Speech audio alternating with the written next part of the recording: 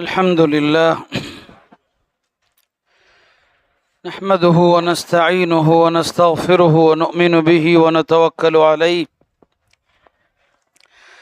ونعوذ بالله من شرور أنفسنا ومن سيئات أعمالنا من يهد الله فلا مضل له ومن يضلل فلا هادي له ومن لم يجعل الله له نورا فما له من نور أشهد أن لا إله إلا الله وحده لا شريك له وأشهد أن سيدنا ونبينا ومولانا محمدا عبده ورسوله أرسله ربه بالحق بشيرا ونذيرا وداعيا إلى الله بإذنه وسراجا منيرا صلى الله تعالى عليه وعلى آله وصحبه وبارك وسلم تسليما كثيرا أما بعد فأعوذ بالله من الشيطان الرجيم بسم الله الرحمن الرحيم الله أعلم حيث يجعل رسالته سيصيب الذين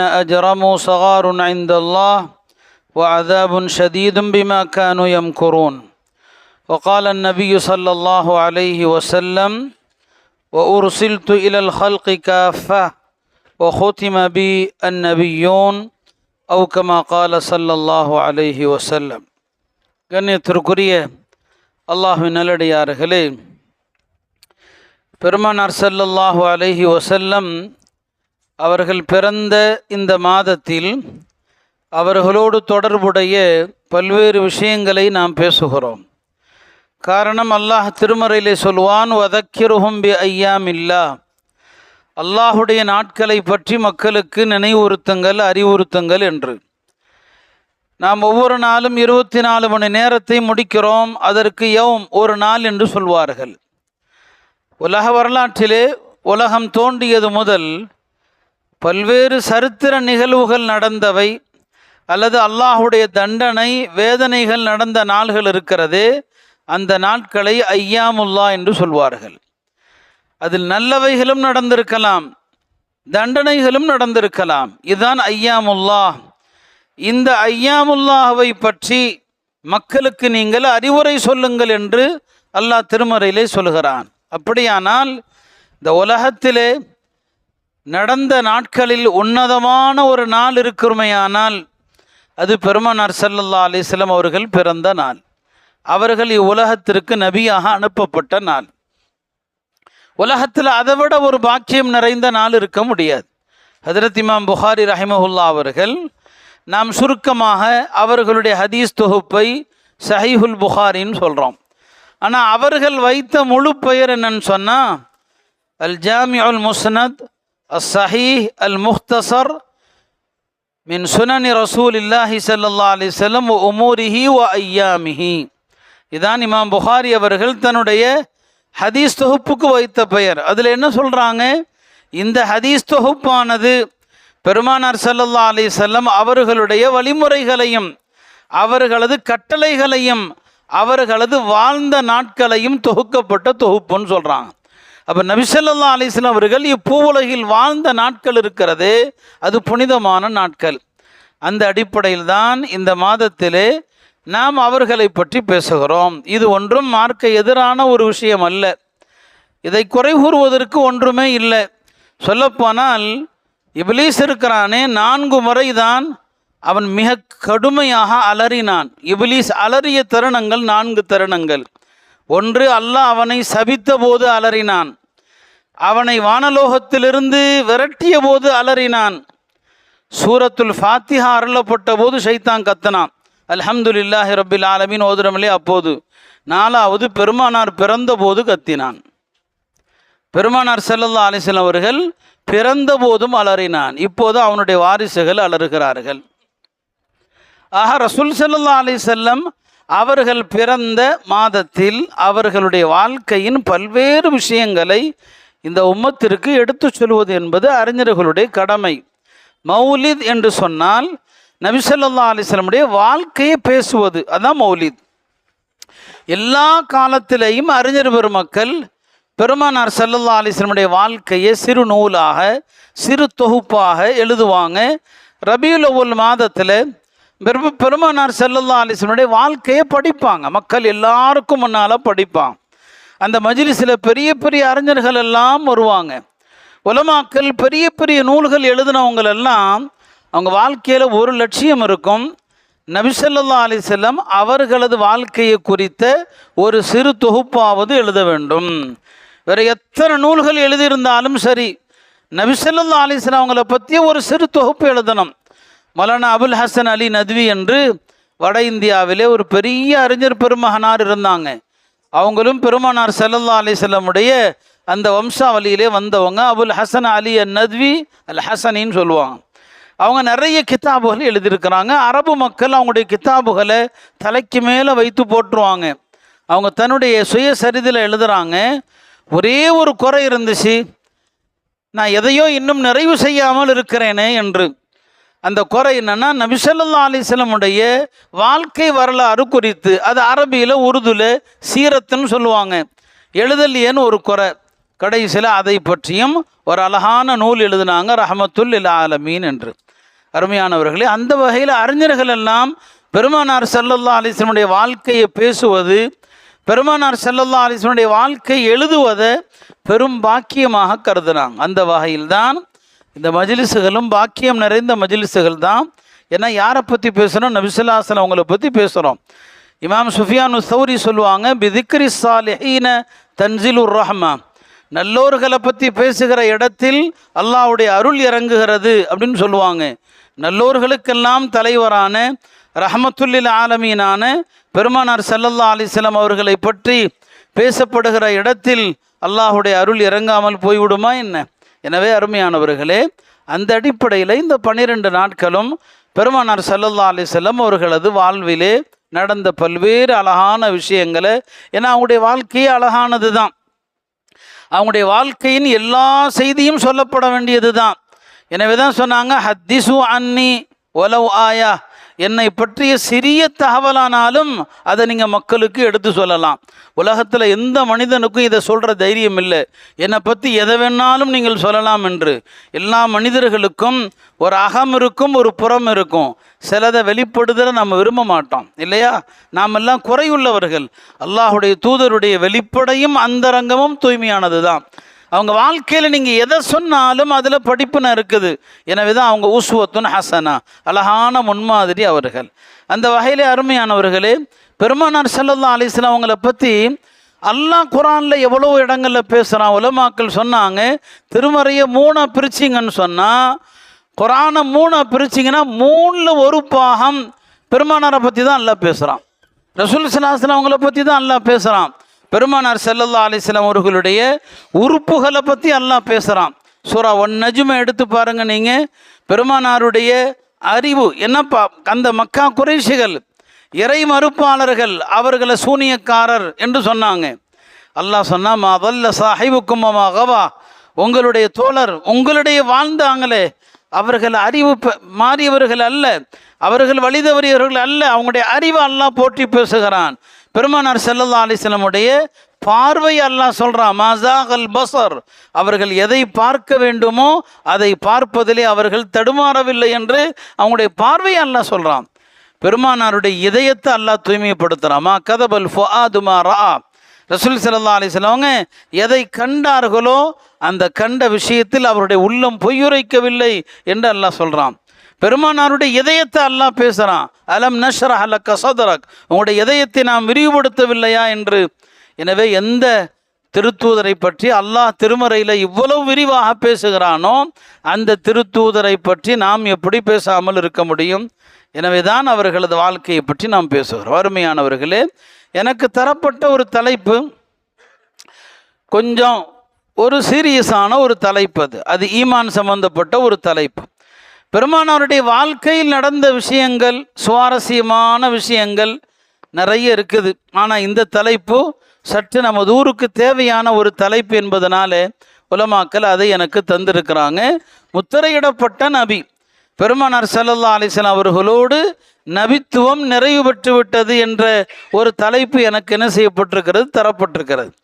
எதனால் என்பதை நீங்கள் அறிவீர்கள். இங்கே சில மிக இஸ்லாத்தை விட்டு வெளியேறிய ஒரு கூட்டம், வழிகட்ட கூட்டம்னு சொல்ல முடியாது.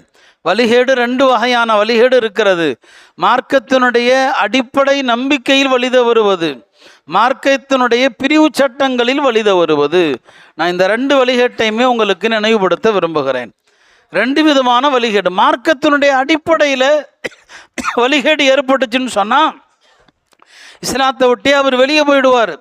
அந்த வகையில் அருமையானவர்களே, பெருமானார் ஸல்லல்லாஹு அலைஹி வஸல்லம் அவர்களோடு நபித்துவம் நிறைவு பெற்று விட்டது என்பதற்கு ஆதாரங்கள் என்பது 1 அல்ல 2 அல்ல.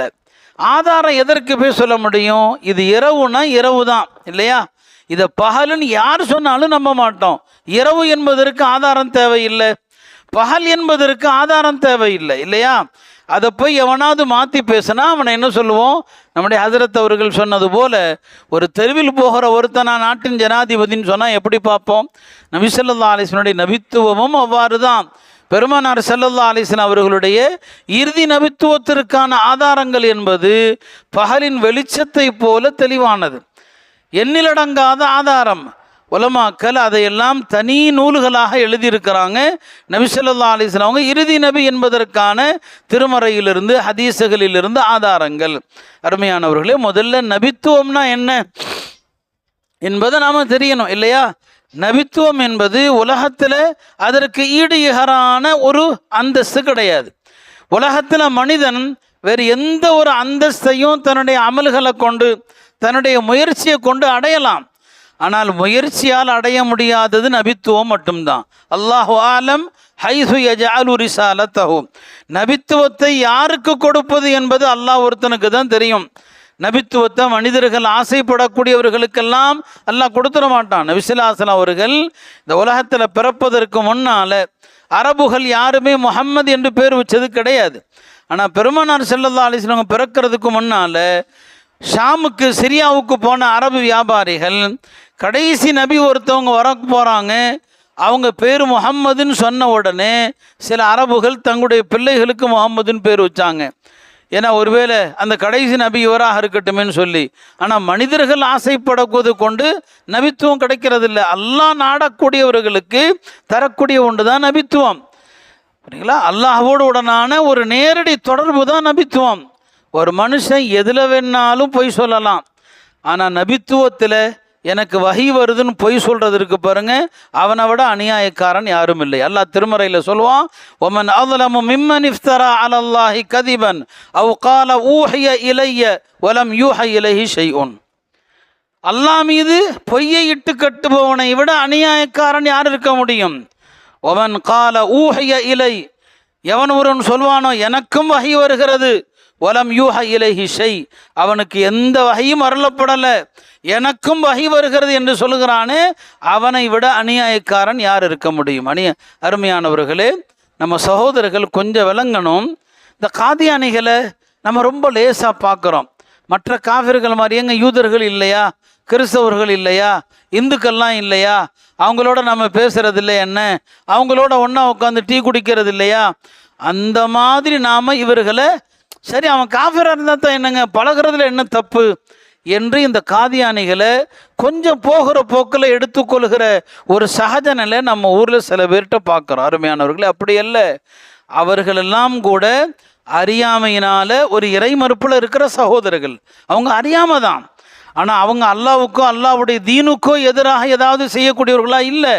இவன் அல்லாஹ் மீது இட்டு கட்டுறான், அல்லாஹ் மீது பொய் சொல்கிறான், இல்லாத வகை தனக்கு வருவதாக சொல்கிறான். வகையின் மாண்பை அறிந்தவர்கள் யாரும் இந்த ஆபத்தை லேசாக எடுக்க மாட்டாங்க. வஹி என்ன? அல்லாஹ் நபிமார்களுக்கு வஹி எத்தனை விதங்களில் கொடுக்கலாம்? வஹி பெருமானார் ஸல்லல்லாஹு அலைஹி வஸல்லம் அவர்களுக்கு 6 விதங்களில் வந்தது. சில அறிஞர்கள் கருத்துப்படி பெருமானார் ஸல்லல்லாஹு அலைஹி வஸல்லம் அவர்களுக்கு வஹி என்பது 7 விதமாகவும் வரலாம். முதலாவது என்ன? அல்லாஹ் கனவுகள் மூலமாகவும் ரசூல் ஸல்லல்லாஹு அலைஹி வஸல்லம் அவர்களுக்கு அவன் நாடிய சட்டங்கள், அவன் நாடிய விஷயங்களை அல்லாஹ் சொல்லுவான் கனவுகள் மூலமாக. நபிமார்களுடைய கனவுகளும் உண்மைதான், அதுவும் வஹி தான். நாம் அதுக்குள்ளே போனோம்னா அது ஒரு தனி தலைப்பாயிடும் கனவுகள் மூலமாக. இரண்டாவது என்ன? அல்லாஹ் பெருமானார் ஸல்லல்லாஹு அலைஹி வஸல்லம் உள்ளத்தில் சில செய்திகளை போடுவான். உள்ளத்தில் சில செய்திகள் எதை அல்லாஹ் மக்களுக்கு எத்தி வைக்கணும்னு நினைக்கிறானோ அது பெருமானார் ஸல்லல்லாஹு அலைஹி வஸல்லம் உடைய உள்ளத்தில் போடப்படும். சில ஹதீஸுகளில் ரசூல் ஸல்லல்லாஹு அலைஹி வஸல்லம் அவங்க சொல்லுவாங்க, நுஃபிஸ ஃபீ ரூஇ, என்னுடைய உள்ளத்தில் போடப்பட்டது அப்படின்னு சொல்லுவாங்க. மூன்றாவது, பெருமானார் ஸல்லல்லாஹு அலைஹி வஸல்லம் அவர்களுக்கு வஹி என்பது ஒரு ஓசை போல வரும். மிஸ்லு சல்சலத்தில் ஜரஸ், ஒரு ஓசை மாதிரி வரும். சொல்லுவாங்க, வஹி வரக்கூடிய முறைகளில் எனக்கு ரொம்ப கடினமான முறை இந்த முறை தான். நபி ஸல்லல்லாஹு அலைஹி வஸல்லம் அவங்களுக்கு இந்த ஒரு மணி ஓசை மாதிரி ஒரு சத்தத்தில் வஹி வரும். அந்த மாதிரி வஹி வரும்போது அவர்களுடைய உடல் பாரமாயிடும், உடல் அப்படியே கனமாயிடும். பெருமானார் ஸல்லல்லாஹு அலைஹி வஸல்லம் அவங்களுக்கு கடுமையான குளிர் காலத்தில் கூட வெயில் காலத்தில் வியர்த்து கொட்டுவதை விட வியர்த்து கொட்டும். அந்த காட்சியை பல சஹாபாக்கள் கண்டிருக்கிறாங்க, அனுபவிச்சிருக்கிறாங்க. ஸைத் இப்னு சாபித் அவர்கள் சொல்லுகிற ஒரு அழகான நிகழ்வு, பெருமானாருக்கு இந்த ஒரு சத்தத்தை போன்ற ஓசையை போன்று வஹி வரும் இல்லையா, இதை பற்றி ஸைத் இப்னு சாபித் சொல்கிறாங்க. அல்லாஹ் திருமறையில் சூரத்துன் நிசால ஒரு வசனம் ஒன்றை இறக்கினான். லா யஸ்தவில் காயிதுன மினல் முஃமினீன் என்று அந்த ஆயத்து இறங்குது. அது என்ன? போருக்கு செல்லாமல் வீட்டிலேயே தங்கிவிடக்கூடியவர்கள் போருக்கு செல்பவர்களுக்கு நிகரானவர்கள் அல்ல. தோழர்களில் போருக்கு செல்லக்கூடியவர்களும் இருந்தாங்க, போருக்கு செல்லாமல் வீட்டில் தங்கிவிடக்கூடியவர்களும் இருந்தாங்க. இவங்க ரெண்டு பேரும் சமம் அல்ல அப்படின்னு ஒரு ஆயத்து இறங்குச்சு. இப்போ அப்துல்லாஹ் இப்னு உம்மி மக்தூம்ங்கிற ஒரு பார்வை தெரியாத சஹாபி, அவர்கள் நபி ஸல்லல்லாஹு அலைஹி வஸல்லம் அவங்கள்ட்ட வந்து கேட்குறாங்க, யா ரசூலல்லாஹ், போருக்கு செல்பவர்களும் போருக்கு செல்லாதவர்களும் சமமல்ல நன்மையில் அல்லாஹ் சொல்கிறானே, இது எந்த காரணமும் இல்லாமல் போருக்கு செல்லாமல் வீட்டில் உட்காந்துருக்கிறாங்களே, அவங்க விஷயத்தில் சொல்லப்பட்டால் சரிதான். எனக்கு பார்வை தெரியாது, நான் போருக்கு வரணும்னா எனக்கு துணை வேணும், என்னை பாதுகாக்க ஒரு ஆள் வேணும். இப்போ நானும் போருக்கு செல்றதில்ல, ஆனால் நான் பார்வை தெரியாதவன். அப்போ என்னையும் அல்லாஹ் அப்படி சொல்லிட்டானே, இவர்களும் அவர்களும் சமம் இல்லைன்னு சொல்லி நபி ஸல்லல்லாஹு அலைஹி வஸல்லம் அவங்க அவருக்கு பதில் சொல்லல. அதுக்கிடையில் பெருமானார் ஸல்லல்லாஹு அலைஹி வஸல்லம் அவங்க ஸைத் இப்னு சாபித் என்ற சஹாபியுடைய மடியில் அப்படி தலை வச்சு படுத்திருக்கிறாங்க. அவர் சொல்கிறாரு, சாதாரணமாக படுத்திருந்தாங்க, திடீரென்று என்னுடைய தொடை கனமாயிடுச்சு, என்னுடைய தொடை ரெண்டாக பிளந்து விடுமோன்னு பயந்தேன். தெரிஞ்சு போச்சு பெருமானாருக்கு வஹி வந்து கொண்டிருக்கிறது. நபி ஸல்லல்லாஹு அலைஹி வஸல்லம் வஹி வருது. வஹி வந்து முடிந்ததும் பெருமானார் எழுந்து எங்கே இப்னு உம்மி மக்தூம்னு கேட்டான். இப்னு உம்மி மக்தூம் அங்கே தான் இருக்கிறார். சொன்னாங்க, அல்லாஹ் உம்முடைய கோரிக்கையை ஏற்றுக்கிட்டான். ஒரே ஒரு வார்த்தை அல்லாஹ் சேர்த்துக்கிட்டான், லா யஸ்தவில் காயிதூன மினல் முஃமினீன் கைரு உலித் தரரி. யாருக்கு எந்த விதமான காரணமும் இல்லாமல் வீட்டில் உட்காந்துருக்கிறாங்களோ அப்படின்னு ஒரு வார்த்தையை எல்லாம் சேர்த்துக்கிட்டான். இந்த ஒரு வார்த்தைக்காக வானத்திலிருந்து பூமிக்கு என்னங்க வஹி வருது. அப்போ என்னங்க ஸைது சொல்கிறாங்க, என் தொடையை ரெண்டாக பொழந்துரும் போல் இருக்குதுன்னு சொல்லி. நபி ஸல்லல்லாஹு அலைஹி வஸல்லம் சில நேரங்களில் அவங்களுடைய கஸ்வாங்கிற ஒட்டகத்தில் இருப்பாங்க, வஹி வந்துருச்சுன்னா அந்த ஒட்டகம் அப்படியே தாங்காது, அப்படியே உட்காந்துரும். வஹியுடைய புனிதம் அப்படிப்பட்டது, சாதாரணமானதில்லை. இப்படியும் வஹி வரும். நாலாவது என்ன? வஹி ஜிப்ரீல் அலைஹிஸ்ஸலாம் மூலமாக வரும். ஜிப்ரீல் அலைஹிஸ்ஸலாம் மூலமாக வருவது ரொம்ப ரொம்ப ரொம்ப அதிகம். அப்படியும் பெருமானார் ஸல்லல்லாஹு அலைஹி வஸல்லம் அவங்களுக்கு வஹி வரும். ஜிப்ரீல் அலைஹிஸ்ஸலாம் பல நேரங்களில் அவர்கள் மனிதர்களுடைய தோற்றத்தில் வருவாங்க. அதிகமாக வர்றது யாருன்னா சஹாபாக்களில் திஹ்யத்துல் கல்பின்னு ஒரு சஹாபி இருந்தாங்க, ரொம்ப அழகாக இருப்பாங்க. அவருடைய தோற்றத்தில் தான் யார் வருவாங்க? ஜிப்ரீல் அலைஹிஸ்ஸலாம் வருவாங்க. பல நேரங்களில் அவர் வந்துட்டு போன பிறகு தான் தெரியும் வந்தது ஜிப்ரீல் அலைஹிஸ்ஸலாம் என்று நபி ஸல்லல்லாஹு அலைஹி வஸல்லம் சொல்லுவாங்க. ரசூல் ஸல்லல்லாஹு அலைஹி வஸல்லம் அவங்களுக்கு முன்னால் ஜிப்ரீல் அலைஹிஸ்ஸலாம் அவருடைய இயற்கையான தோற்றத்தில் வந்திருக்கிறாங்க. ஜிப்ரீல் அலைஹிஸ்ஸலாமுடைய இயற்கையான தோற்றம் என்ன? அவருக்கு 600 ரெக்கைகள். ஒரு ரெக்கையை விரிச்சாருன்னு சொன்னால் இந்த அகிலத்தையே அடைத்து கொள்ளும், அந்த மாதிரி பிரம்மாண்டமான தோற்றம். அந்த மாதிரி நபி ஸல்லல்லாஹு அலைஹி வஸல்லம் 2 தடவை பார்த்துருக்குறாங்க ஜிப்ரீல் அலைஹிஸ்ஸலாம் அவருடைய அசல் தோற்றத்தில். அப்படியும் வஹி வரும். அதே போல் நபி ஸல்லல்லாஹு அலைஹி வஸல்லம் அவங்களுக்கு வஹி வரக்கூடிய மற்றொரு முறை என்ன? அல்லாஹ்வே பெருமானாரிடத்தில் பேசுவான். அல்லாஹ் நேரடியாக பெருமானாரிடத்தில் பேசுவான். அப்படி பேசுவது பெருமானாருக்கு 2 விதத்தில் நடந்தது. ஒன்று, அவர்கள் மேராஜுடைய பயணம் சென்றபோது அல்லாஹ்விடத்தில் பேசினாங்க. இன்னொன்று, பெருமானார் ஸல்லல்லாஹு அலைஹி வஸல்லம் அவங்களுக்கு சில நேரங்களில் கனவில் அல்லாஹ் வருவான், அது கனவாகவும் இருக்காது, நினைவாகவும் இருக்காது. இரண்டுக்கும் இடைப்பட்ட நிலை. அல்லாஹ் வந்து பெருமானாரிடம் பேசுவான். ஹஜ்ரத் முஆது இப்னு ஜபல், இப்னு அப்பாஸ், இன்னும் பல சஹாபாக்கள் அறிவிக்கிற ஒரு ஹதீஸ். நபி ஸல்லல்லாஹு அலைஹி வஸல்லம் ஒரு நாள் காலையில் தோழர்கள்ட்ட சொன்னாங்க, அத்தானியல் லைலத ஆதிமிர் ரப்பி, நேற்று இரவு சொன்னாங்க, அத்தானி ரப்பி, என்னுடைய ரப்பு என்னிடத்தில் நேற்று இரவு வந்தான், அல்லாஹ்வே என்னிடத்தில் வந்தான். வந்து அல்லாஹ் என்னிடத்தில் கேட்டான், முஹம்மது ஸல்லல்லாஹு அலைஹி வஸல்லம் அவர்களே, உங்களுக்கு தெரியுமா ஃபீம யக்தஸிமுல் மலஉல் அலா, மேலான இந்த வானவர்கள் தங்களிடையே ஒரு விஷயமாக விவாதித்து கொண்டிருக்கிறாங்க, அவங்க எதை பற்றி விவாதிக்கிறாங்கன்னு உங்களுக்கு தெரியுமான்னு கேட்குறாங்க. நபி ஸல்லல்லாஹு அலைஹி வஸல்லம் சொல்கிறாங்க, எனக்கு தெரியலேன்னு சொல்லி. பெருமானார் ஸல்லல்லாஹு அலைஹி வஸல்லம் சொன்னாங்க, அல்லாஹ் என்னுடைய மார்பில் கை வைத்தான். அல்லாஹ் என்னுடைய மார்பில் கை வைத்ததும் ஃபஅலிம்து மா ஃபிஸ் ஸமாவாதி வல் அர்த், வானம் பூமியில் உள்ள எல்லாமே எனக்கு தெரிந்தது, எல்லாவற்றையும் நான் அறிந்தேன். அல்லாஹ் கை வைத்ததும் பெருமானாருக்கு முன்னால் இருந்த எல்லா திரையும் விலகிடுச்சு, நான் எல்லாவற்றையும் பார்த்தேன். இப்போ அல்லாஹ் கேட்குறான், நபியே இப்போ சொல்லுங்க, இந்த வானவர்கள் எதை பற்றி விவாதிட்டு இருக்கிறாங்கன்னு சொல்லி. அப்போ நான் சொன்னேன், ஃபில் கஃபாராத், இந்த வானவர்கள் பாவ பரிகாரங்கள் குறித்து விவாதிக்கிறாங்க. பாவ பரிகாரம் என்றால் என்ன? பெருமானார் ஸல்லல்லாஹு அலைஹி வஸல்லம் சொன்னாங்க, பாவ பரிகாரங்கள் என்பது நிரப்பமாக நிறைவாக ஒது செய்வது, பள்ளிவாசலுக்கு நடந்து வருவது, ஒரு தொழுகைக்கு பின் இன்னொரு தொழுகை வரை பள்ளியில் உட்கார்ந்திருப்பது. இந்த 3 காரியத்தை யார் செய்வாரோ ஆஷ பி ஹைர், வாழ்ந்தாலும் நலமாக வாழ்வார், ஒமாத்த பி ஹைர், இறந்தாரும் நலமாக மரணிப்பார், அவர் அன்று பிறந்த பாலகனை போல பாவங்களை விட்டு வெளியேறி விடுவார். இதான் நபி ஸல்லல்லாஹு அலைஹி வஸல்லம் அவங்களுக்கு வஹி வரக்கூடிய முறைகள். அல்லாஹ் எத்தனை முறை பெருமானாரிடம் பேசியிருக்கிறான், அதையெல்லாம் உலமாக்கள் தனி தொகுப்பாக எழுதியிருக்கிறான். அல்லாவும் நபி ஸல்லல்லாஹு அலைஹி வஸல்லம் அவங்களும் பேசிய தருணங்கள். அங்கே அல்லாவே நேரடியாக பேசுவான், எந்த வானவருடைய தொடர்பும் அவங்களுக்கு தேவையில்லை. 7வது ஒரு முறை சில அறிஞர்கள் சொல்லியிருக்கிறாங்கன்னு சொன்னேன், நபி ஸல்லல்லாஹு அலைஹி வஸல்லம் அவங்களுக்கு பெரும்பாலும் வானவர் மூலமாக வஹி வர்றதா இருந்தால் அதில் ஜிப்ரீல் தான் வருவாங்க. ஒரு சில வஹியை மட்டும் இஸ்ராஃபில் அலைஹிஸ்ஸலாம் கொண்டு வந்திருக்கிறான். ஒரு சில வஹி பெருமானார் ஸல்லல்லாஹு அலைஹி வஸல்லம் அவங்களுக்கு இஸ்ராஃபில் மூலமாக வந்திருக்கிறது.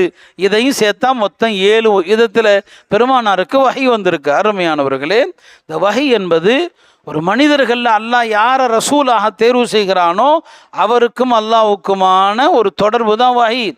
இந்த வஹியில் எவன் பொய்யுரைக்கிறானோ அவன் எவ்வளோ பெரிய மோசடிக்காரனாக இருப்பான். அதனால தான் தன்னை நபி என்று பொய்யாக எவனெல்லாம் சொல்கிறானோ அவனுக்கெல்லாம் பேர் தஜ்ஜால். தஜ்ஜால்னு சொன்னால் இருட்டடிப்பு செய்கிறவன், தஜ்ஜால்னு சொன்னால் அசத்தியத்தை உண்மை போல காட்டுறவன், அவனுக்கு பேர் தான் தஜ்ஜால். நபி ஸல்லல்லாஹு அலைஹி வஸல்லம் அவங்க கியாமத்துக்கு முன்னால் ஒரு பெரிய தஜ்ஜால் வருவான், அந்த தஜ்ஜாலும் கூட தன்னை நபின்னு தான் சொல்லுவான், அவனும் தன்னை நபியுமா. இந்த மாதிரி தஜ்ஜால்கள் கியாமத்துக்கு முன்னால் 30 பேர் வருவாங்கன்னு சொன்னாங்க. 30 பொய்யர்கள் வருவார்கள் என்று பெருமானார் ஸல்லல்லாஹு அலைஹி வஸல்லம் அவங்க சொன்னாங்க. ரசூல் ஸல்லல்லாஹு அலைஹி வஸல்லம் ஹயாத்திலேயே தன்னை நபின்னு பொய்யாக சொன்ன பல பேர் வந்துட்டாங்க. ஒரு நாள் நபி ஸல்லல்லாஹு அலைஹி வஸல்லம் அவங்க கனவு கண்டாங்க. அந்த கனவுல பெருமானாருடைய கரங்களில் தங்க காப்பு இருக்கிறது, தங்க காப்பு இருக்கிறது. இப்போ தங்க காப்பு, தங்கம் ஆண்களுக்கு ஹராம் இல்லையா, ஆண்கள் தங்க அணியக்கூடாது. நபி ஸல்லல்லாஹு அலைஹி வஸல்லம் தங்க காப்பு அணிஞ்சிருக்கிறாங்க. இது பெருமானாருக்கு சங்கடமாக இருக்கிறது, ஏன் இப்படி ஒரு தங்க காப்பு அணிந்தது போல கனவு வருகிறது. பிறகு நபி ஸல்லல்லாஹு அலைஹி வஸல்லம் அவங்களுக்கு அதற்கான விளக்கம் போடப்பட்டது. சொன்னாங்க, இந்த 2 தங்க காப்புகளும் எதை குறிக்குதுன்னு சொன்னால், 2 பொய்யர்கள், தங்களை நபி என்று சொல்லக்கூடிய 2 பொய்யர்கள் வந்துட்டாங்க. அந்த தங்க காப்பை நபி ஸல்லல்லாஹு அலைஹி வஸல்லம் அவங்க ஃபோன் ஊதுனாங்க, அது பறந்துருச்சு. அது என்னங்க பறந்துருச்சு. பெருமானார் காலத்தில் 2 பொய்யர்கள், ஒருத்தன் சன்ஆல இருந்தான், யமனுடைய தலைநகர் சன்ஆ, அங்கே அனசின்னு ஒருத்தன் தன்னை நபின்னு சொன்னான். இன்னொருத்தன் யமாமாவில் முசைலிமத்துல் கத்தாபுங்கிறவன் தன்னை நபின்னு சொன்னான். இந்த 2 பேரும் தங்களை நபின்னு சொல்வது தான் எனக்கு இந்த தங்க காப்புகளாக காட்டப்பட்டது. பிறகு சொன்னாங்க, இவர்கள் வளரப்போகிறதில்லை, இவங்க சீக்கிரம் அழிஞ்சிருவாங்க, இவங்களை அழிக்கிறதுக்கு ஃபூன் ஊதுனா போதும் பறந்துருவாங்கன்னு சொன்னாங்க. பெருமானாருடைய காலத்திலேயே இந்த 2 பேரும் வந்தாங்க. அதில் அனசிங்கிறவன் ரசூல் ஸல்லல்லாஹு அலைஹி வஸல்லம் காலத்திலேயே கொல்லப்பட்டான். முசைலிமா பெருமானாருக்கு கடிதம் எழுதினான், நானும் நபி நீங்களும் நபி, இந்த உலகத்துள்ள எல்லாத்தையுமே ஆளுக்கு பாதியாக பிரிச்சுக்கலாம். அவன் சொத்து பங்கிட்டு பேசினான் ரசூல் ஸல்லல்லாஹு அலைஹி வஸல்லம் அவங்கள்ட்ட. பெருமானார் வந்து அல்லாஹ் இந்த உலகத்தை எனக்கு தங்கமாக மாற்றி கொடுக்குறேன்னு சொன்னான், நான் வேண்டான்னு சொன்னேன்னு சொன்னாங்க. இந்த மக்காவுடைய கற்களை எல்லாம் தங்கமாக்குறேன்னு சொன்னாங்க, ஏன்னா அவங்க சத்திய நபி. இவன் பெருமானாருக்கு சொன்னான், 2 பேரும் நபி தான், இந்த உலகத்தை ஆளுக்கு பாதியாக பிரிச்சுக்கோன்னு சொல்லி. ரசூல் ஸல்லல்லாஹு அலைஹி வஸல்லம் காலத்தில் அவன் கொல்லப்படலை. ஹஜ்ரத் அபூபக்கர் ரலியல்லாஹு அன்ஹுடைய காலத்தில் தான் இந்த முசைலிமா என்பவன் கொல்லப்பட்டான். ரசூல் ஸல்லல்லாஹு அலைஹி வஸல்லம் அவர்கள் காலத்திலேயே 2 பேர் தன்னை நபின்னு சொன்னாங்க. அனஸின் ஒருத்தன், அவன் அப்போதே கொல்லப்பட்டான். முசைலிமா ஹஜ்ரத் அபூபக்கர் ரலியல்லாஹு அன்ஹுடைய காலத்தில் அவனும் கொல்லப்பட்டான். 3வது ஒரு பெண்மணி, அவளும் தன்னை நபின்னு சொன்னான்.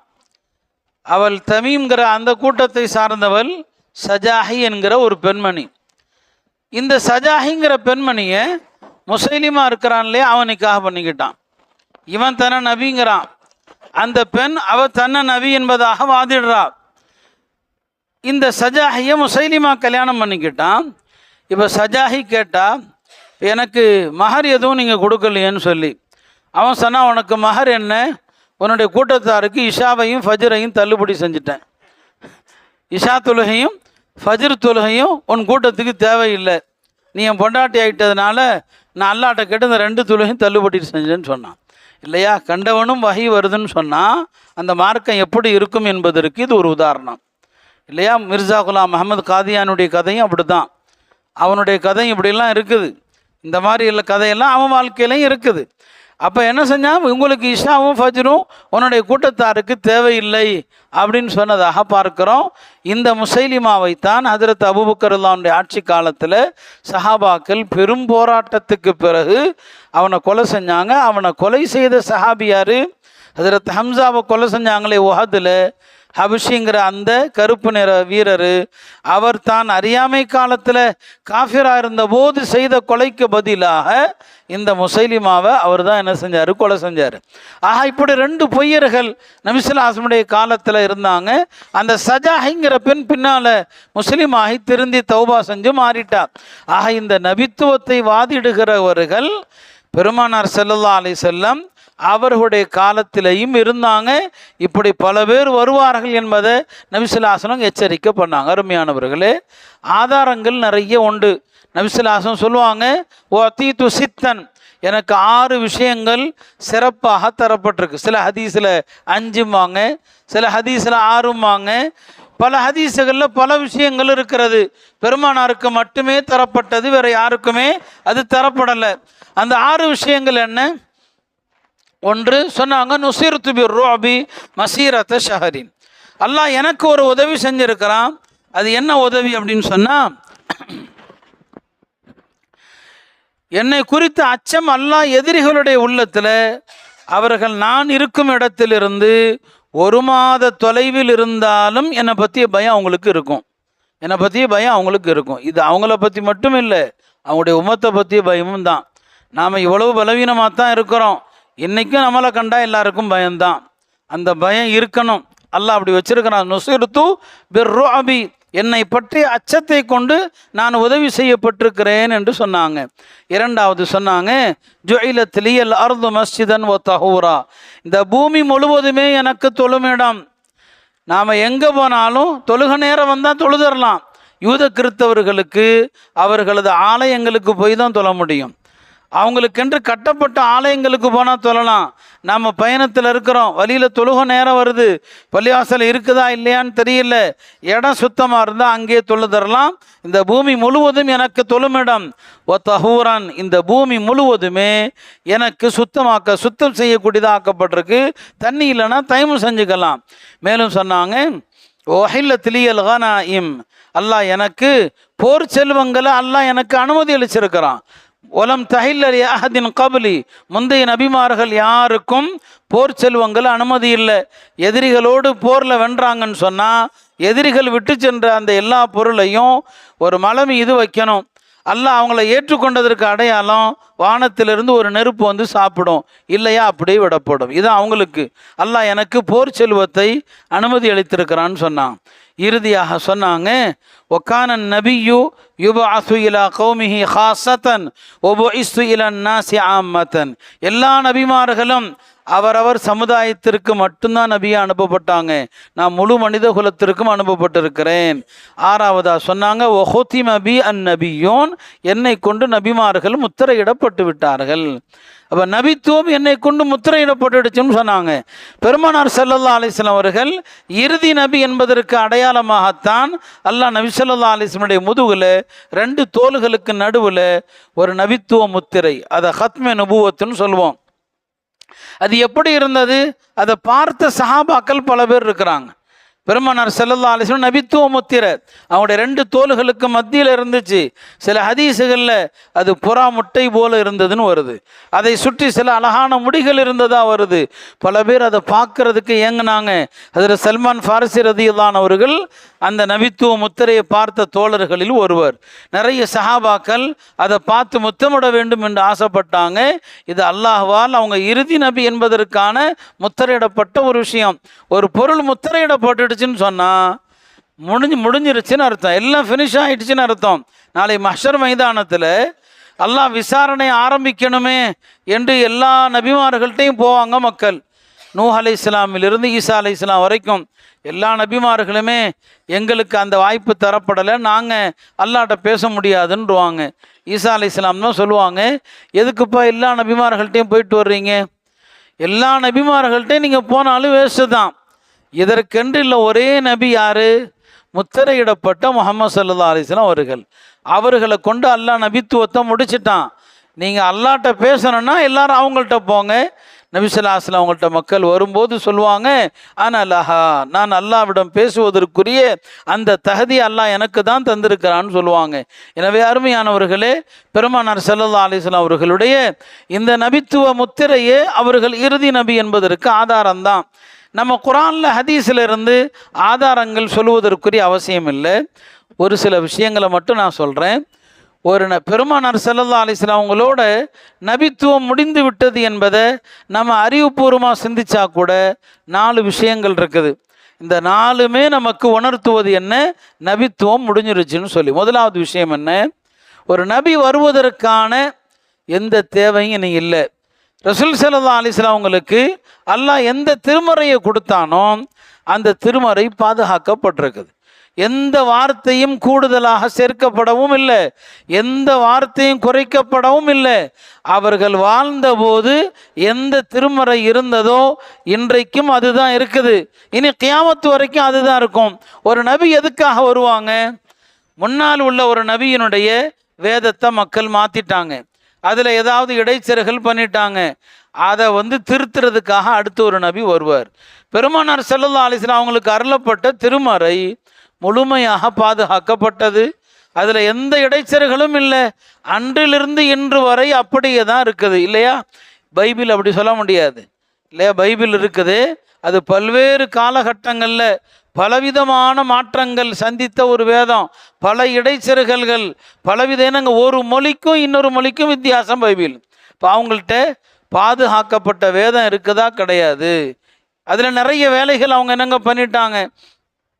தௌராத் இருக்குது, தௌராத் ஒரு 17ஆம் நூற்றாண்டுலேயே அது என்னங்க எல்லாம் இப்போ அழிஞ்சு போச்சு.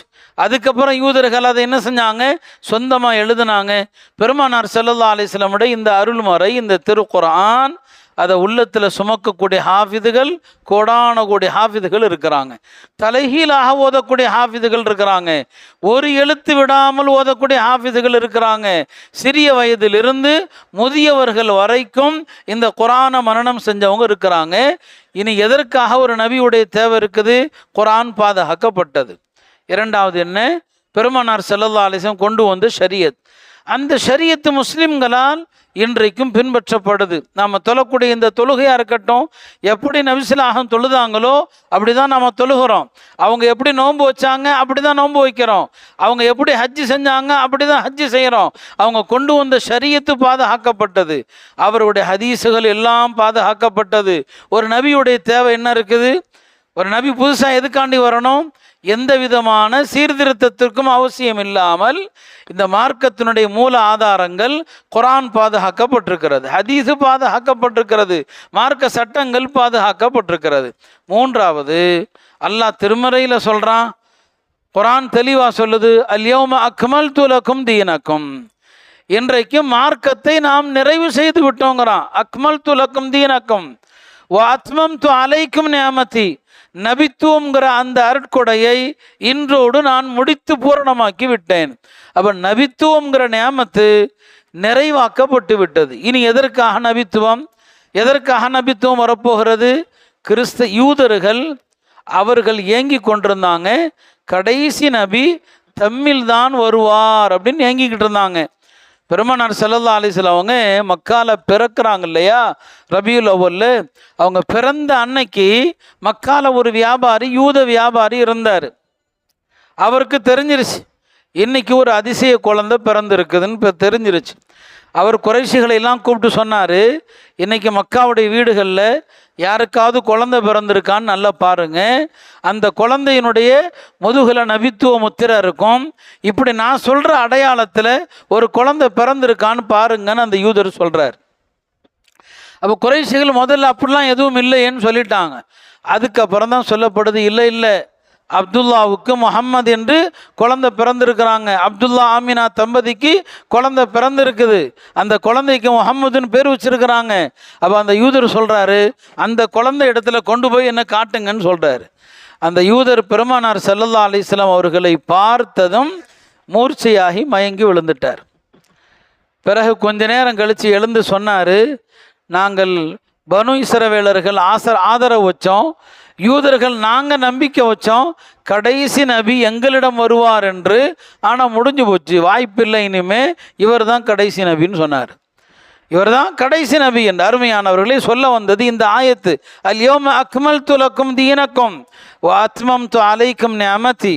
இந்த ஆயத்தை குறித்து யூதர்கள் எவ்வளவு கவலைப்பட்டாங்கன்னா, ஒரு நாள் உமர்தான் அவங்கள்ட்ட சொன்னாங்க, குர்ஆனில் நாங்கள் பொறாமைப்படுகிற ஒரே ஒரு ஆயத்து இருக்குதுங்க, நாங்கள் பொறாமைப்படுற ஒரு ஆயத்து இருக்குது, அந்த ஆயத்து யூதர்களாகி எங்களுக்கு இறங்கி இருந்துச்சுன்னா அந்த ஆயத்தை அருளப்பட்ட நாளை நாங்கள் பெரிய பெருநாளாக கொண்டாடி இருப்போம்னு சொன்னார்.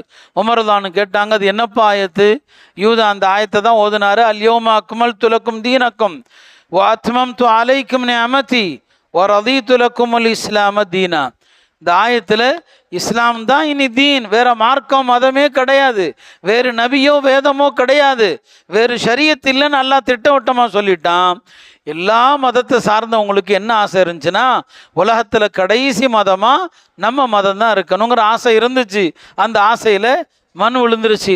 இப்போ அந்த யூதர் சொல்கிறாரு, இந்த ஆயத்து எங்களுக்கு அருளப்பட்டிருந்தா அது அருளப்பட்ட நாளை நாங்கள் பெருநாளாக கொண்டாடி இருப்போம் என்று.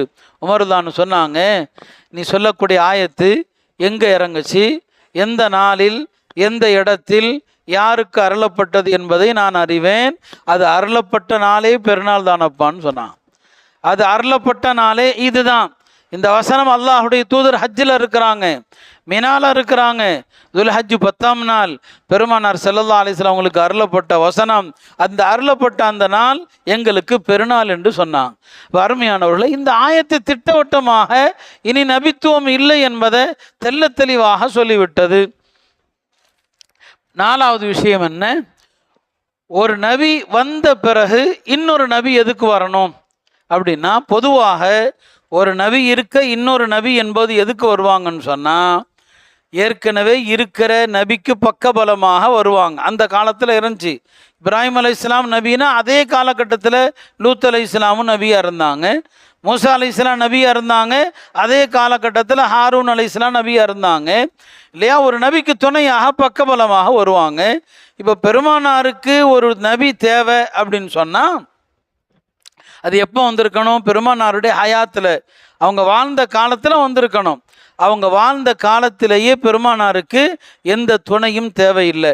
மற்ற நபிமார்களைப் போல பெருமானார் ஸல்லல்லாஹு அலைஹி வஸல்லம் அவங்களுக்கு உதவியாக பக்கபலமாக நபி தேவையில்லை. மூசா அலைஹிஸ்ஸலாம் தெளிவாக கேட்டாங்க, எல்லாம் எனக்கு பக்கபலமாக ஒரு நபியை கொடுன்னு கேட்டாங்க. ஹாரூன அஹிஷ் துது பிஹி அஸ்ரி, என் சகோதரர் ஹாரூன நபியாக்கு, அவரை கொண்டு எனக்கு பக்கபலமாக்குன்னு துவா கேட்டாங்க.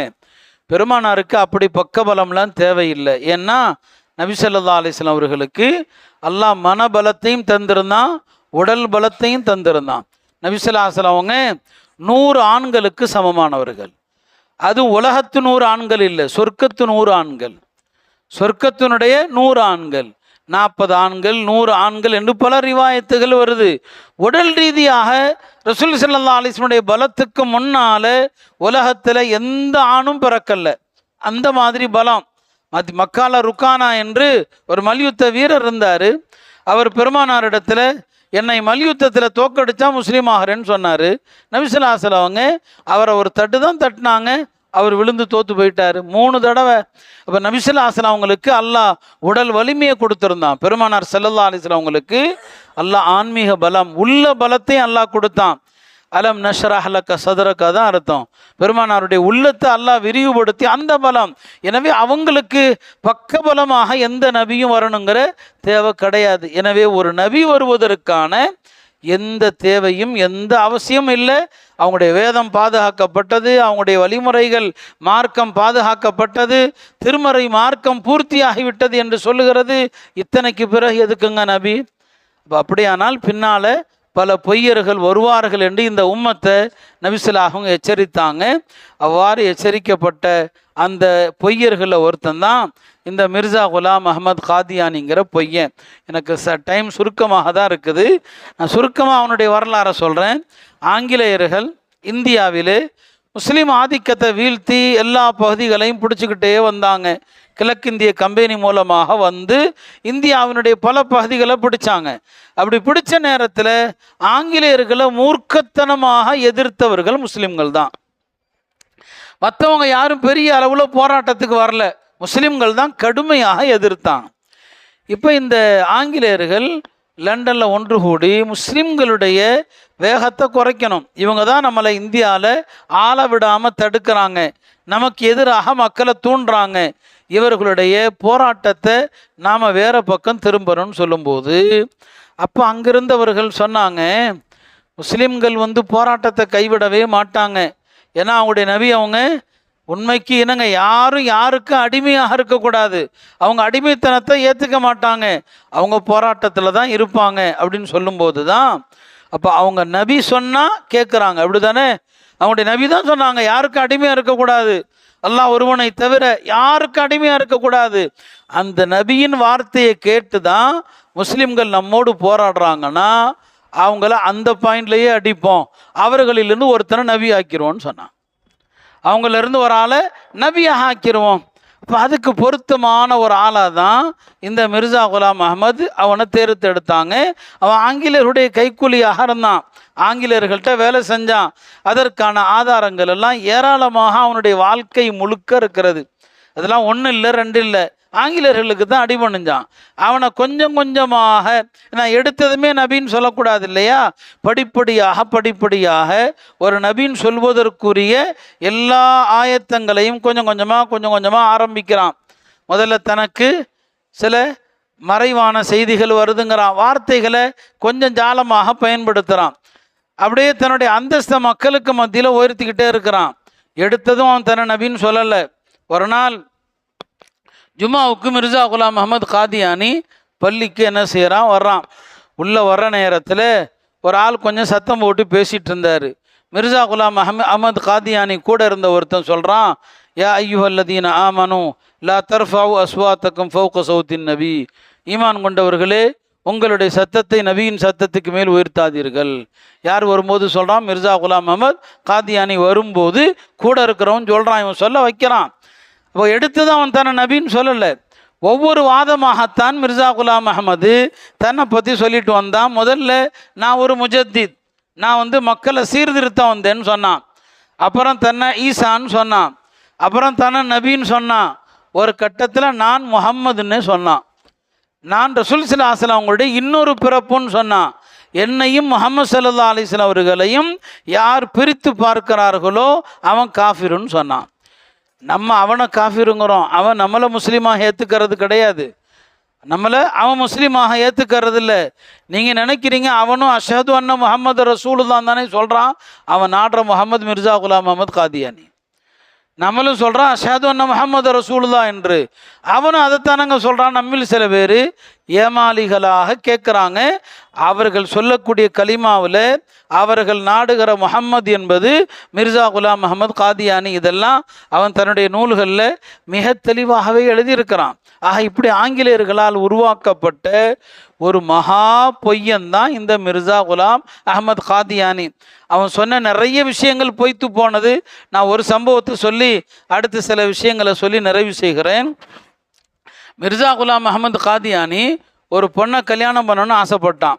அவனுடைய மாமா பொண்ணை கல்யாணம் பண்ணணும்னு ஆசைப்பட்டான். ஆனால் அவர் தரமாட்டேன்னு சொல்லிட்டாரு. அவர் ஒரு நல்ல முஸ்லீமாக இருந்தார். இவனுக்கு அவர் பொண்ணு தரமாட்டேன்னு சொல்லிட்டார். அப்போ இவன் 3 பேரை சபிச்சான். அது என்ன, இந்த பெண்ணை யார் கல்யாணம் பண்ணினாலும் அவன் 2.5 வருஷத்தில் செத்து போயிடுவான்னு சொன்னான். இந்த பெண்ணுடைய தகப்பனார் இருக்கிறாரு, அவர் 3 வருஷத்தில் செத்து போயிடுவாருன்னு சொன்னான். 3வது இந்த பொம்பளை அவள் உலகத்தில் வாழும் காலம் எல்லாம் துன்பத்தோடு வாழ்ந்து தான் செத்து போவான்னு சொன்னான். இல்லையா, ஒரு நபின்னு சொன்னால் அந்த நபி சொல்கிறது எல்லாமே நடக்கணும். ஆனால் இவன் இந்த 3 பேருக்கு முன்னாலே முதல்ல செத்து போனது அவன் தான். யார்? மிர்சா குலாம் அஹமத் காதியானி தான். இவனுக்கு பிறகு அவருடைய அந்த பெண்ணுடைய தகப்பனார் இருக்கிறாரு, அவர் 40 வருஷம் உலகத்தில் இருந்தார். அந்த அம்மா 58 வருஷம் இருந்தாங்க. அவருடைய கணவரோடு இருந்தாங்க. எல்லா பாக்கியங்களோடையும் வாழ்ந்தாங்க. இப்படி அவனுடைய பொய்யான சாபங்கள் என்று ஏகப்பட்ட விஷயங்கள் இருக்கிறது. அருமையானவர்களே, ஆங்கிலேயர்களால் உருவாக்கப்பட்ட ஒரு மோசடி பேர்வழி தான் மிர்சா.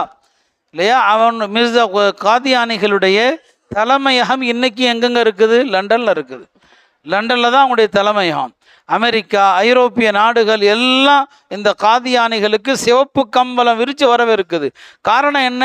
இஸ்லாத்தை நாம் அழிக்க தேவையில்லை, இந்த காதியானி போதும். இஸ்லாத்துக்கு எதிரான எந்த விஷயங்களையும் அவங்க என்ன செய்வாங்க? வரவேற்பாங்க. இப்போ அங்கே தான் அவங்களுடைய தலைமைப்படம் இருக்குது. எனவே இந்த ஃபித்னாவை, இந்த குழப்பத்தை நாம் முஸ்லீம்களிடையே உள்ள வேறு சில குழப்பங்களுக்கு ஒப்பான்னு நினைக்கக்கூடாது. இது ஈமானுக்கும் குஃப்ருக்குமான போராட்டம். இவர்கள் காஃபிர்கள், இவங்க இஸ்லாத்திற்குன்னுங்க. இஸ்லாத்துக்கு அவங்களுக்கு சம்மந்தம் கிடையாது. அவன் நம்முடைய சொந்தக்காரனாக இருக்கலாம், உறவினராக இருக்கலாம். சஹாபாக்கள் போர்களில் தங்களுடைய சொந்தக்காரன் காஃபிராக இருந்தாலும் அவனை வெட்டி வீழ்த்தினாங்கன்னு கேள்விப்படுறோம். பத்ரில் உங்களுக்கு தெரியும், ஹஜ்ரத் அபூபக்கருடைய மகன் அப்துல் ரஹ்மான் அவர்கள் பத்ரில் எதிரிகளுடைய அணியில் இருக்கிறாரு. பின்னால் முஸ்லீம் ஆகிடுவார். அப்போ அப்துல் ரஹ்மான் தன் தந்தை இடத்துல சொல்லுவார், பத்ரு போரில் ஒரு கட்டத்தில் என் வாளுக்கு கீழே நீங்கள் வந்தீங்க, என் தந்தை அபூபக்கர்னால நான் விட்டுட்டேன்னு சொல்லுவாங்க. அபூபக்கர் சொல்லுவாங்க, அதே பத்ரில் என்னுடைய வாளுக்கு கீழே நீ வந்திருந்தா என் மகனு பாராமல் உன்னை வெட்டியிருப்பேன்னு சொன்னாங்க. அப்போ ஈமான் குஃபுர் என்று வருகிற போது நம்ம சொந்தக்காரன், வியாபாரத்தில் நம்ம கூட இருக்கிறான், இல்லை பிஸ்னஸில் பார்ட்னராக இருக்கிறான், அவர்கள் கூட தொடர்பு வைக்கிறது ஹராம். எந்த விதமான தொடர்பும் காதியானிகளோடு இருக்கக்கூடாது. காதியானிகள் அறுத்ததை சாப்பிடக்கூடாது. காதியானிகளுடைய அறுப்பை சாப்பிடக்கூடாது. காதியானிகளுடைய வீட்டில் பெண் கொடுப்பதோ பெண் எடுப்பதோ எல்லாமே ஹராம். எல்லாமே என்னங்க, நம்ம மற்ற காஃபிர்கள் மாதிரி முஸ்லீம் அல்லாதவர்களைப் போல காதியானிகளை நீங்கள் பார்க்கறது முழுக்க முழுக்க தவறு. எனவே அருமையானவர்களே, இது நபித்துவம் என்பது நான் ஆரம்பத்தில் சொன்னது போல அல்லாஹ் மீது பொய்யுரைக்கிறான். வஹி வராத ஒருத்தன் எனக்கு வஹி வருதுன்னு சொல்கிறான்னு சொன்னால் இவனை விட பொய்யன் யார் இருக்க முடியும் என்று அல்லாஹ் கேட்குறான். அதனால் நீங்கள் மற்ற ஃபித்னாக்கள் மாதிரி தயவு செய்து இந்த காதியானிகளை பார்க்கக்கூடாது. பெருமானார் ஸல்லல்லாஹு அலைஹி வஸல்லம் அவங்க தான் அவ்வலுன் நபியீன், நபிமார்களுக்கு ஆரம்பமும் அவங்க தான். இல்லையா, ஹதீஸில் வருது, நான் ஆதம் அலைஹிஸ்ஸலாம் களிமண்ணுக்கும் தண்ணீருக்கும் இடைப்பட்ட நிலையில் இருக்கும் போதே நபியாக ஆக்கப்பட்டேன்னு சொன்னாங்க. அவங்க தான் ஆரம்ப நபி, அவங்க தான் கடைசி நபி. அல்லாஹ் அவர்களை சிராஜும் முனீருங்கிறான். சிராஜன் முனீர், ஒளி வீசும் விளக்குங்கிறான். பெருமானார் ஸல்லல்லாஹு அலைஹி வஸல்லம் அவங்க சூரியன் இருக்குது, எல்லா வெளிச்சங்களுக்கும் முதன்மையானதும் அதுதான், எல்லா வெளிச்சங்களுக்கும் தலைமையானதும் அதுதான். அதற்கு மேல் எந்த வெளிச்சமும் கிடையாது. பெருமானார் ஸல்லல்லாஹு அலைஹி வஸல்லம் அவர்களும் சிராஜும் முனீர், அதுக்கு மேலே எந்த நபியுடைய அவசியமும் இல்லை. அவங்க தான் ஆரம்பமான நபி, அவர்கள் தான் இறுதியான நபி. நாளை சொர்க்கத்தினுடைய கதவுகளுடைய சாவிகள் பெருமானாருடைய கையில் தான் இருக்கும். நபிசுல்லாஸ்முடைய கையில் தான் இருக்கும். அவங்க சொர்க்கம் போகாமல் நபிமார்கள் யாரும் சொர்க்கம் போகிறது ஹராமுன்னாங்க. இந்த உம்மத்தை நாம் சொர்க்கம் போகாமல் மற்ற உம்மத்துகள் சொர்க்கம் போகிறது ஹராமுன்னு சொன்னாங்க. எனவே அருமையானவர்களே, அல்லாஹாலா இந்த காதியானி ஃபித்னாவிலிருந்து நம்மை பாதுகாக்கணும். காலையில் கூட என்னிடத்துல ஒரு ஹசரத் சொன்னாங்க, ஒரு காதியானி ஒருத்தர் ரொம்ப ஆணவத்தோடு சொன்னால் நாங்கள் 3000 பேர் இருக்கிறோம், எங்களை அசைக்க முடியாதுன்னு சொல்லி. இந்த தைரியம் எதனால் வருது? நம்மில் சிலர் கொள்கை விளக்கங்கள் தெரியாத காரணத்தினால காதியானிகளை ஏதோ முஸ்லீம்களில் ஒரு பிரிவு நினைக்கிறதுனால தான் இத்தகைய தைரியம் அவர்களுக்கு வருது. எனவே அவர்கள் வீட்டு திருமணங்கள் புறக்கணிக்கப்படணும், அவர்களோடு பொருளாதார கொடுக்கல் வாங்கல் புறக்கணிக்கப்படணும், அவர்களது கடைகளில் எந்த பொருளும் வாங்குவது புறக்கணிக்கப்படணும். ஒரு ஒட்டுமொத்த புறக்கணிப்பு. இந்த காதியானிகளை பார்க்குற போது ஒரு நஜிஸை பார்க்குற மாதிரி பார்க்குற ஒரு பார்வை என்றைக்கு நம்ம ஊரில் வருதோ அன்னைக்கு தான் இந்த ஃபித்னா ஒழியணும். என்ன முசீபத்தோ தெரியல, அல்லாஹ் இந்த முசீபத்தை நம்ம ஊரில் எதனால் வந்துச்சுன்னு தெரியல. இது நமக்கு ஒரு பெரிய சோதனை. வெளியிடங்களுக்கு போனால் நம்ம ஊரை சொன்னால் அதைத்தான் கேட்குறாங்க, அங்கே காதியானிகள் இருக்கிறாங்களேன்னு சொல்லி. அல்லாஹாலா இந்த ஃபித்னாவிலிருந்து நம்மை பாதுகாப்பானாக. அருமையானவர்களே, இன்னொரு தலைப்பை நான் எடுத்திருந்தேன், ஹஜரத்தின் இடத்துல பேசுமாறு சொன்னாங்க. நான் குறித்த நேரம் முடிஞ்சிருச்சு, நான் அதை மட்டும் சுருக்கமாக சொல்லிக்கொள்கிறேன். நம்முடைய மார்க்கம் 3 விஷயங்களிலிருந்து பாதுகாக்கப்பட்டது. இதை மட்டும் ஞாபகம் வச்சுங்க. முதலாவது, இந்த மார்க்கம் தன்சீக ஷரியத்திலிருந்து பாதுகாக்கப்பட்டது. அதாவது பெருமானாருடைய இந்த மார்க்கம் தான் கியாமத்து வரைக்கும். இனி எந்த நபித்துவமும் வந்து பெருமானாருடைய மார்க்கத்தை காலாவதி ஆக்காது. ஒரு நபி வந்தால் தானே இது காலாவதி ஆகும்? இல்லை, இனி கியாமத்து வரைக்கும் இந்த சட்டம் தான், அதிலிருந்து நம்முடைய மார்க்கம் பாதுகாக்கப்பட்டது. 2வது விஷயம், இந்த மார்க்கம் தர்மீம். இதில் யாரும் எந்த புதிய அடிப்படை விதிகளையும் சேர்க்க முடியாது. சஹாபாக்களும் இமாம்களும் எந்த விதிமுறையை சொன்னாங்களோ கியாமத்து வரைக்கும் அந்த விதிமுறை தான். இதில் யாரும் கை வைக்க முடியாது, யாருமே இதில் கை வைக்க முடியாது. மார்க்கத்தை வந்து எல்லாரும் விளங்க முடியாது. எல்லாம் ஆளாளுக்கு குரான் ஹதீஸை விளங்க முடியுமா? முடியாது. சஹாபா பெருமக்கள் அவங்க தாய்மொழி அரபு மொழி, தாய்மொழி அரபு மொழி. மதீனாவில் 10,000 சஹாபாக்கள் இருந்தாங்க. குரான் அவங்களுடைய மொழியில் தான் இருக்குது. ரசூல் ஸல்லல்லாஹு அலைஹி வஸல்லம் ஹதீஸுகள் அவங்களுடைய மொழியில் தான் இருக்குது. எல்லா சஹாபாக்களும் மார்க்கத்தை தன்னிச்சையாக விளங்குனாங்களா? எல்லா சஹாபாக்களும் யார் என்ன கேட்டாலும் தீர்ப்பு ஃபத்வா கொடுத்தாங்களா? அரபி மொழி சொந்த மொழி தான் இல்லை. சரிங்களா? சஹாபாக்களில் அதிகமான தீர்ப்பு சொல்லக்கூடிய சஹாபாக்கள் 7 பேர் தான் இருந்தாங்க. 7 பேர் தான் எல்லாருக்கும் தீர்ப்பு சொல்லுவாங்க. ஹஜரத் உமர் ரலியல்லாஹு அவர்கள் ஒருவர், ஹஜரத் அலி ஞாபகம் வச்சுங்க 2வது நபர், இப்னு மஸ்ஊத் 3வது நபர், ஸைத் இப்னு சாபித் 4வது நபர், இப்னு அப்பாஸ் 5, இப்னு உமர் 6, 7வது 7 பேத்தில் ஒரே ஒரு பெண்மணி ஹஜரத் ஆயிஷா ரலியல்லாஹு அன்ஹா. அவங்க மாபெரும் சட்டமேதை. இந்த 7 பேர் தான் சட்டம் சொல்லுவாங்க, வேறு யாரும் சொல்ல மாட்டாங்க. 7 பேர் தான் அதிகமாக சொல்லுவாங்க. இவங்க கொடுத்த ஃபத்வாக்கள் தீர்ப்புகளை ஒரு பெரிய தொகுப்பாக எழுதலாம். இந்த 7 பேர் தான். அடுத்து ஒரு 13 பேர் இருந்தாங்க.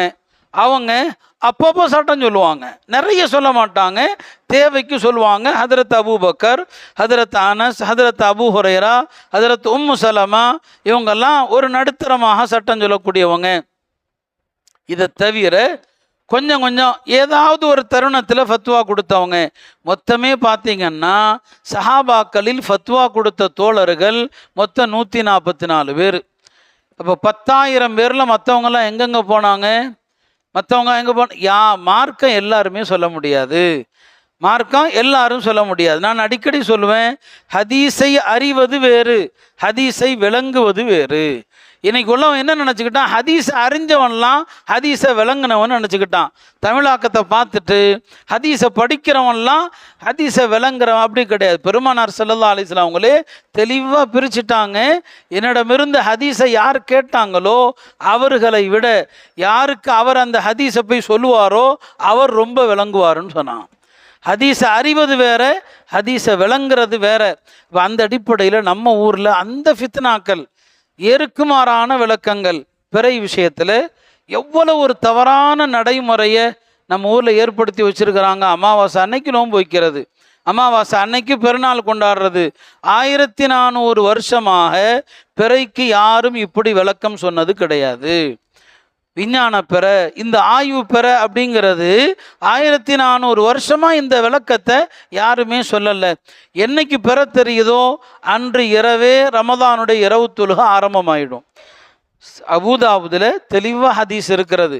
பிறை பார்த்ததா தகவல் வந்ததுமே சஹாபாக்கள் ரமதானுடைய தராவிஹ் தொழுகை தொழுதாங்கன்னு பார்க்குறோம். ஆனால் இன்னைக்கு ஒரு கூட்டம் பிற பார்த்த அன்னைக்கு தொழாது, அடுத்த நாள் தொழுகுது. ஈதுடைய ராத்திரியும் தராவிஹ் தொழுகிறாங்க. அப்போ மார்க்கத்தினுடைய அடிப்படைகளை தலகீழாக புரட்டக்கூடிய இந்த நிலை இருக்குது. இதுக்கு தான் தர்மீம்னு சொல்லுவாங்க. ஹஜ்ரத் உமர் ரலியல்லாஹு அவர்கள் தன்னுடைய ஆட்சியில் இருந்த எல்லாருக்குமே மார்க்கத்தினுடைய 4 அடிப்படைகளை சொன்னாங்க. இது நம்முடைய ஃபுகஹாக்கள் உருவாக்கியதில்லை. ஒரு விஷயத்தில் குர்ஆனுக்கான தீர்வு குர்ஆனில் இருக்குதான்னு பாருங்க, குர்ஆனில் இல்லைன்னா ஹதீஸில் இருக்குதான்னு பாருங்க. 3வது விஷயம், குர்ஆன்லையும் இல்லை ஹதீஸ்லையும் இல்லை, பிமா கதா பிஹி சாலிஹூன், நல்லவர்கள் எப்படி தீர்ப்பு செஞ்சாங்கன்னு பாருங்க. இந்த 3ல இல்லைன்னு சொன்னால் நீங்கள் ஆய்வு செய்யுங்கள் என்று சொன்னாங்க. அதைத்தான் நாம் குர்ஆன், ஹதீஸ், இஜ்மா, கியாஸ்ன்னு சொல்கிறோமே. இது சஹாபாக்கள்கிட்ட இருந்து வந்தது தான். எனவே நம்முடைய மார்க்கத்தில் எல்லா அடிப்படைகளும் தெளிவாக சொல்லப்பட்டிருக்குது. அந்த அடிப்படைகள் மூலமாக வந்தது தான் நாம் பின்பற்றக்கூடிய இந்த 4 மதுஹபுகள். நாம் இமாம் ஷாஃபி ரஹ்மத்துல்லாஹி மதுஹபை பின்பற்றுகிறோம். இதில் குழப்பக்கூடிய பல இளைஞர்களை பார்க்குறோம். மார்க்கத்தை தவறாக விளங்கி தவறாக புரிந்து தேவையில்லாத எத்தனையோ ஃபித்னாக்கள் இருக்குது. எல்லாம் அல்லாஹ் தஆலா மார்க்க ரீதியான எல்லா ஃபித்னாக்கள், எல்லா குழப்பங்களை விட்டும் முஸ்லிம்களை பாதுகாப்பானாக. குறிப்பாக நம் மதூரை பாதுகாப்பானாக. நமது முன்னோர்கள் முஸ்தஹிதீன்கள், சட்ட ஆய்வாளர்கள் எந்த அழகான சட்டத்தை இந்த உம்மத்துக்கு கொடுத்து விட்டு போனார்களோ அதை நம்முடைய வாழ்க்கையின் வழிகாட்டியாக ஏற்று பின்பற்றுகிற தௌஃபீகை அல்லாஹ் நம் அனைவர்களுக்கும் தந்தருள்வானாக. நம்முடைய சந்ததிகளை இந்த ஃபித்னாக்கள் யாவற்றிலிருந்தும் அல்லாஹ் பாதுகாத்து அருள் புரிவானாக. வாஹிரு தஅவானா அல்ஹம்துலில்லாஹி ரப்பில் ஆலமீன். அஸ்ஸலாமு அலைக்கும் வரஹ்மத்துல்லாஹி வபரகாத்துஹு.